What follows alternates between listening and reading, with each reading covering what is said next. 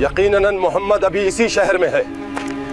ہر گلی دیکھو، دروازے کھٹکھٹاؤ، ہر خر کی تلاشی لو. جب کفار مکہ نے حضور صلی اللہ علیہ وسلم کی تلاش و جستجو میں مکہ اور اطراف و جوانب کا چپا چپا چھان مارا، یقیناً محمد ابھی اسی شہر میں ہے، کوئی جگہ خالی نہ چھوڑوا. مکہ کے گلی کوچوں سے لے کر ریگزار کے ذرے ذرے تک قریش کے شکاریوں نے کہیں جگہ نہ چھوڑی. انتقام کی آگ میں جلتے ہوئے یہ ظالم اب اس پہاڑ کی چوٹی تک پہنچ چکے تھے جہاں غار ثور کے اندھیرے میں کائنات کا سب سے بڑا نور صلی اللہ علیہ وسلم چھپا ہوا تھا. آخر میں یہ ظالم لوگ ڈھونڈتے ڈھونڈتے غار ثور تک پہنچ گئے، مگر دیکھو جہاں مکہ کے سورماؤں کی عقلیں ختم ہوئی وہاں سے اللہ کی قدرت شروع ہوئی. جس غار کے دہانے پر دشمن کھڑے تھے وہاں اللہ نے اپنی ایک کمزور ترین مخلوق کو پہرے پر بٹھا دیا تھا.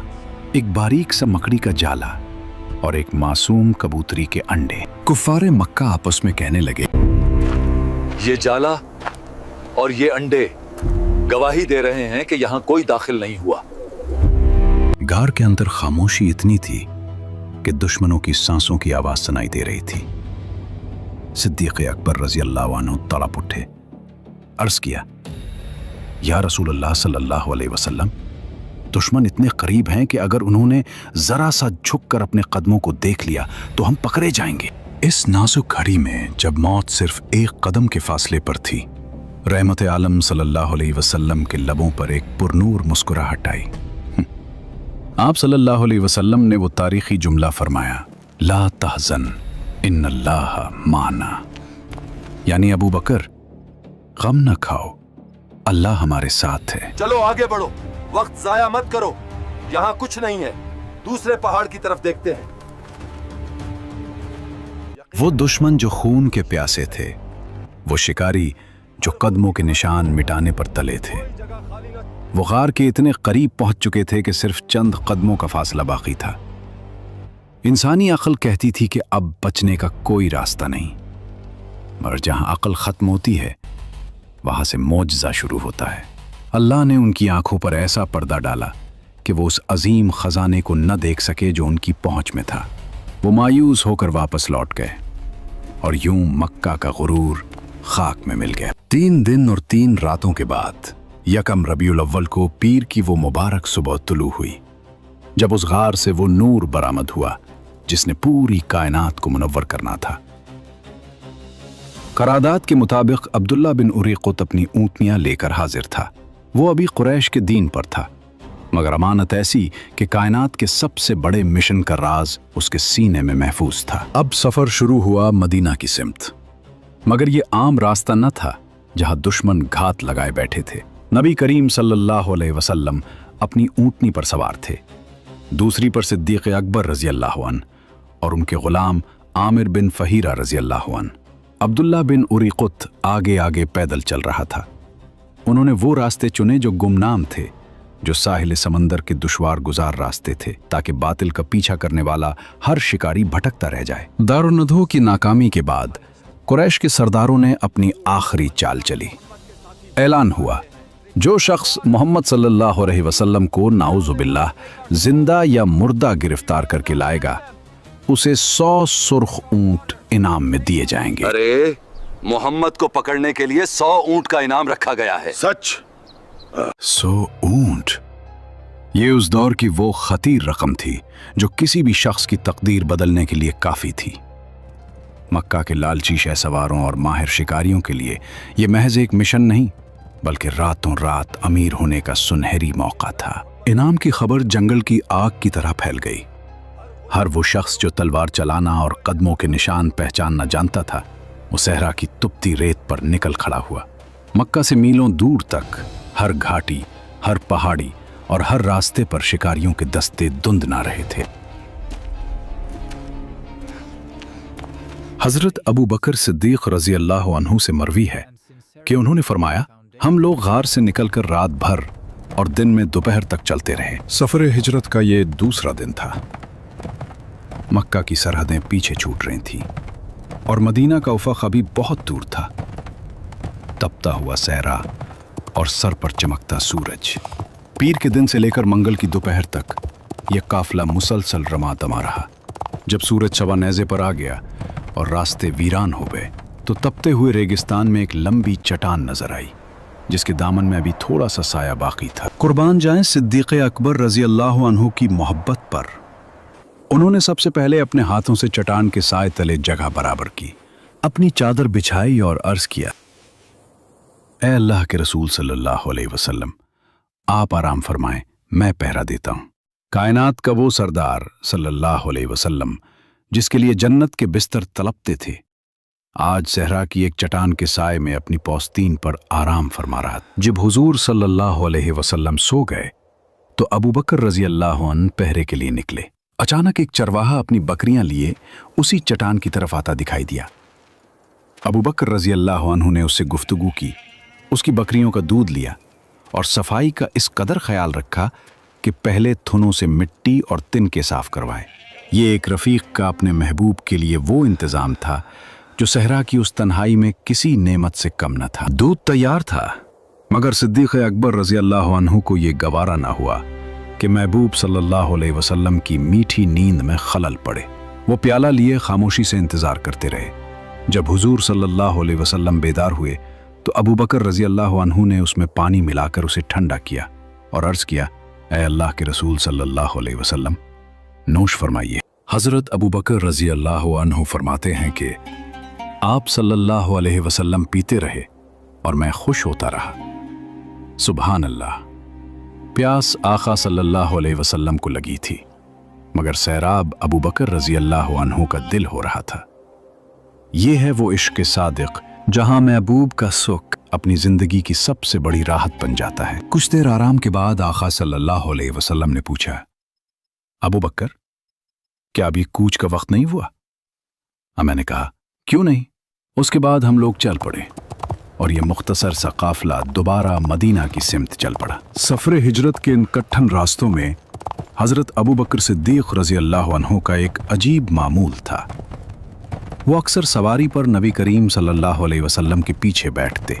मक्का और गिरदोनवा के लोग हजरत अबू बकर रज़ी अल्लाह अन्हु को उनकी तिजारत और समाजी हैसियत की वजह से पहचानते थे, जबकि आप सल्लल्लाहु अलैहि वसल्लम का चेहरा उनके लिए अभी इतना मानूस न था।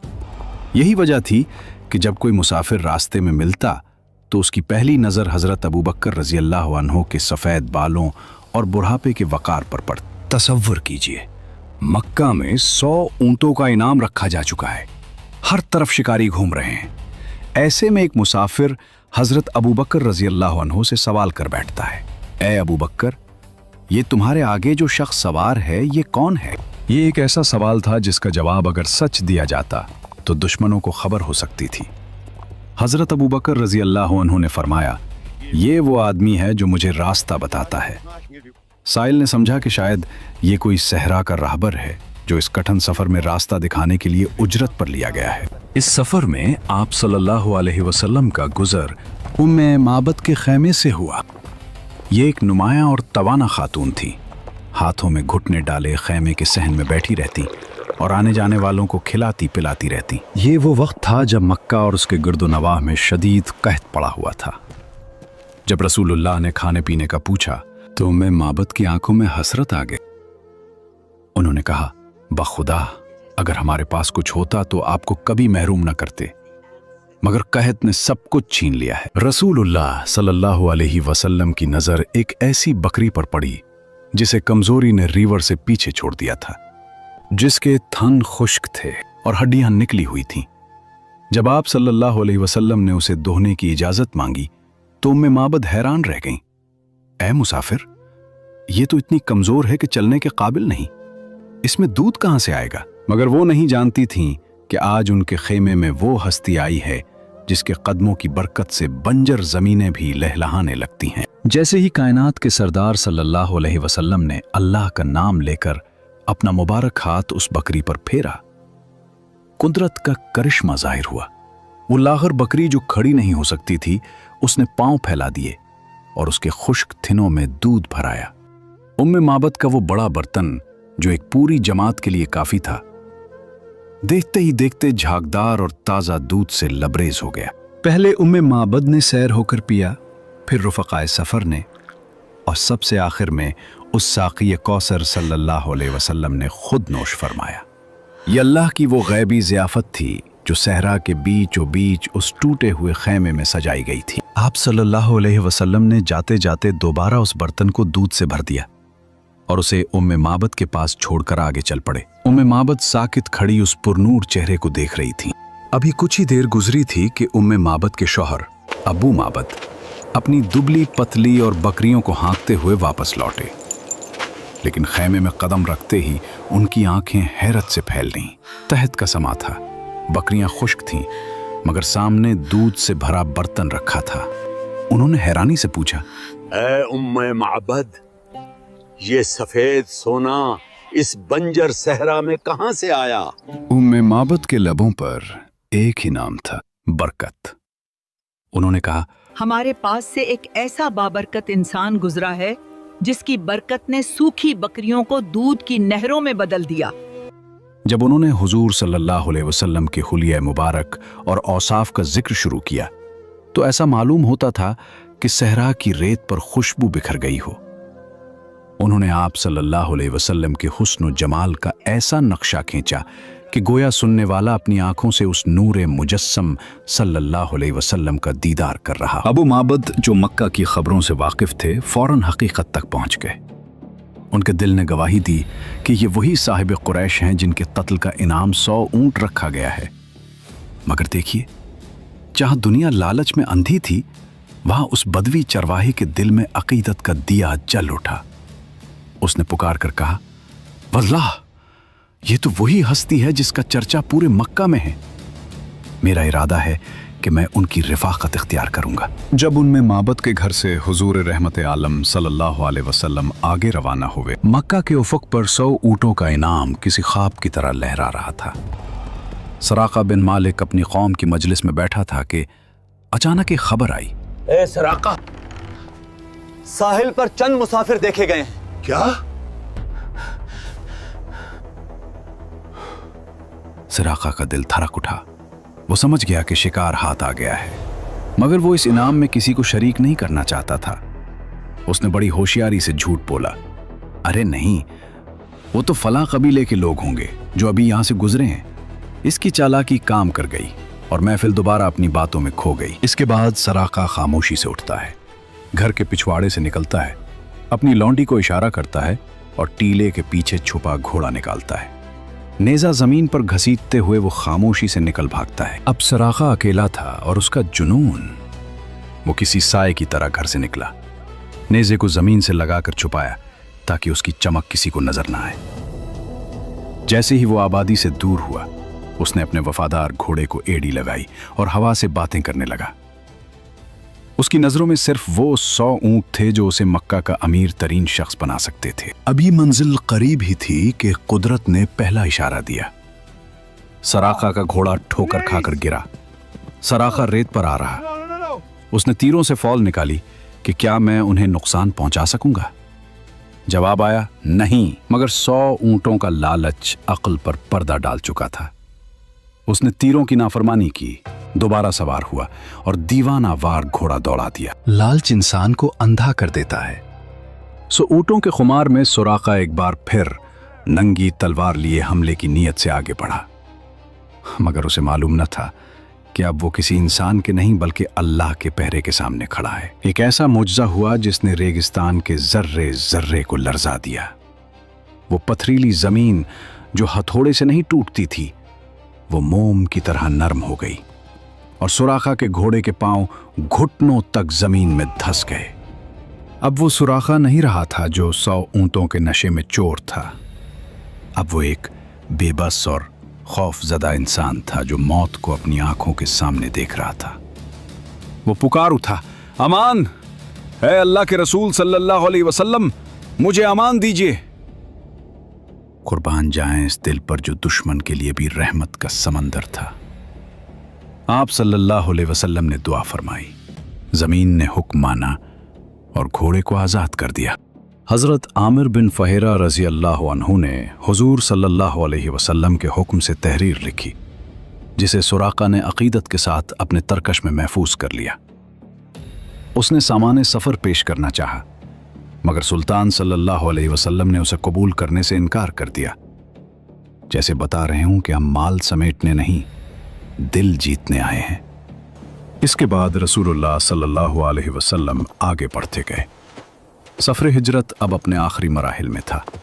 मदीना की सरहदें करीब आ रही थीं, मगर खतरा अभी टला नहीं था। जब हुजूर सल्लल्लाहु अलैहि वसल्लम मदीना के करीब पहुंच गए तो बुरीदा असलमी कबीला बनी सहम के कुछ सवारों को साथ लेकर उस लालच में आपकी गिरफ्तारी के लिए आए कि कुरैश से 100 ऊंट इनाम मिल जाएगा। मगर जब हुजूर सल्लल्लाहु अलैहि वसल्लम के सामने आए और पूछा कि आप कौन हैं, तो आपने फरमाया कि मैं मोहम्मद बिन अब्दुल्ला हूं और खुदा का रसूल हूं। जमाल व जलाल नबूवत का उनके कल्ब पर ऐसा असर हुआ कि फौरन ही कलमा शहादत पढ़कर दामने इस्लाम में आ गए और कमाल अकीदत से ये दरख्वास्त पेश की कि या रसूल अल्लाह, मेरी तमन्ना है कि मदीना में हुजूर का दाखिला एक झंडे के साथ होना चाहिए। ये कहा और अपना अमामा सर से उतार कर अपने नेज़े पर बांध लिया और हुजूर अक़दस सल्लल्लाहु अलैहि वसल्लम के अलमबरदार बनकर मदीना तक आगे आगे चलते रहे। फिर दरियाफ्त किया कि या रसूल अल्लाह, आप मदीना में कहाँ उतरेंगे?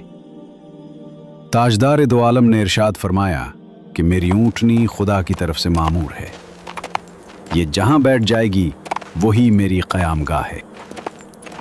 हुजूर अकरम सल्लल्लाहु अलैहि वसल्लम की आमद की खबर चूंकि मदीना में पहले से पहुंच चुकी थी और औरतों बच्चों तक की ज़बानों पर आपकी तशरीफ़ आवरी का चर्चा था, इसलिए अहले मदीना आपके दीदार के लिए इंतहाई मुश्ताक़ व बेकरार थे। रोज़ाना सुबह से निकल कर शहर के बाहर सरापा इंतज़ार बनकर इस्तक़बाल के लिए तैयार रहते थे, और जब धूप तेज़ हो जाती तो हसरत व अफसोस के साथ अपने घरों को वापस लौट जाते। एक दिन अपने मामूल के मुताबिक अहले मदीना आपकी राह देखकर वापस जा चुके थे कि अचानक एक यहूदी ने अपने किला से देखा कि ताजदार दो आलम की सवारी मदीना के करीब आन पहुंची है। उसने बावाज बुलंद पुकारा के, ऐ मदीना वालों, लो तुम जिसका रोजाना इंतजार करते थे, वो कारवाने रहमत आ गया।